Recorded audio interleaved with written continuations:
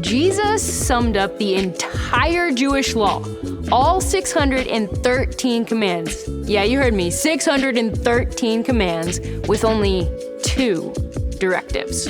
One of them is from the book of Deuteronomy, and the other is from Leviticus. We talked about the Leviticus one on Wednesday, so today we're talking about Deuteronomy. Let's dive in. Well, hello friends and fellow Bible nerds, Caitlin here. And we're in this series called The Good, the Bad, and the Ugly, talking about all the weird and wild parts of the Bible. And here's the thing, the Old Testament law is pretty weird. One second we're talking about eating shrimp, and the next we are treating infections, and then what parts of an animal to sacrifice and when. And yet, Jesus didn't write off these parts of the Bible. So I don't think we should either. And one of the places where he quoted from the Old Testament law was in answering the question of what the most important command is. This is what he says in Matthew 22. Jesus replied, "Love the Lord your God with all your heart and with all your soul and with all your mind. This is the first and greatest commandment. And the second is like it. Love your neighbor as yourself." All the law and the prophets hang on these 2 commands. As Jesus was talking, his audience probably would have been nodding along because Jesus quoted from a passage in Deuteronomy that had become a daily prayer for the Jewish people. It's called the Shema, and it goes like this. "Hear, O Israel, the Lord is our God. The Lord is one. And as for you, you shall love the Lord your God with all your heart and with all your soul and with all your strength." The first word of this verse is the Hebrew word for hear or listen, which is Shema. That's where the prayer that comes from this passage gets its name. And for thousands of years, every morning and every night, Jewish people have prayed these words as a way of expressing their devotion to God. So what is Jesus getting at by essentially stating the obvious?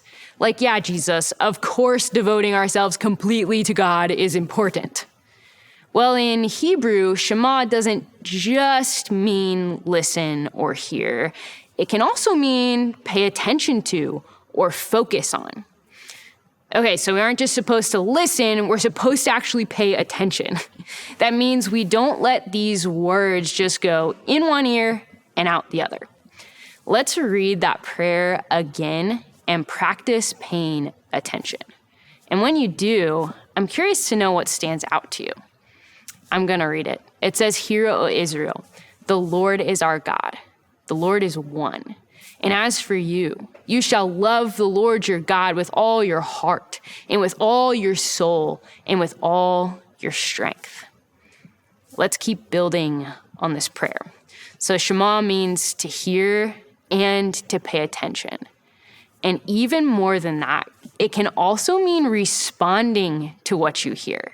This is why so many of the Psalms begin with a cry for God to Shema, for God to listen and to do something. Here's an example. Psalm 27:7 says, "Shema my voice, listen to my voice when I call, O Lord. Be merciful and answer me." The author is asking God to listen, for sure, but even more than that, the writer wants God to act, to actually do something when he hears. So when God uses the word, it's no different. Because the people of Israel, they get to Mount Sinai with Moses after their rescue from slavery in Egypt, and God says this, "If you shema me fully, if you listen to my commands and you keep my covenant, then out of all the nations, you will be my treasured possession." So when God asks the people to shema, what he means is that they listen and obey, that they actually keep their covenant with him. And so to wrap it up, listening in the Bible is about giving respect to the one speaking to you. That means you hear and you pay attention, and then doing what they say, responding and obeying. Because real listening takes effort. and action. And that's the point that Jesus is making to the religious leaders in his audience. In another place, Jesus echoes the words of the prophet Isaiah about these same religious leaders.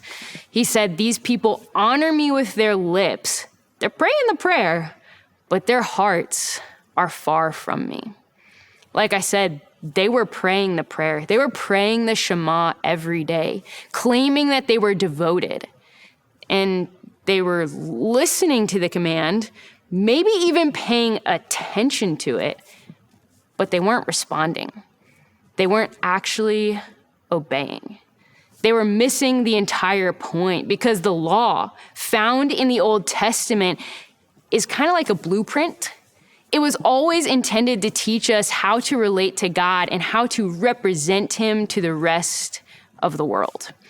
And in a world filled with distractions, our wholehearted devotion to God is something different and special. So what would it look like for you to be fully devoted to God? To not just honor him with part of you, but to love him with all that you have and all that you are. Jesus tells us a great place to start in John 15, starting in verse 10. It says, "If you keep my commands, you will remain in my love, just as I have kept my Father's commands and remain in his love. I've told you this so that my joy may be in you and that your joy may be complete. And this is what my command is: love each other as I have loved you." What I need you to notice is that your devotion to God is evidenced by your dedication to loving others, to actually obeying, to shemaing what Jesus has said. So what are you going to do? I don't want you to just stop at hearing what we talked about today. Let's actually respond, because that's what following Jesus is all about. And to hear more about the second part of what Jesus quoted when he talked about the greatest commands, you're going to want to go back and watch this week's message where we talked about the weird and wild book of Leviticus. So check it out in the Good, the Bad, and the Ugly playlist, and I look forward to seeing you there.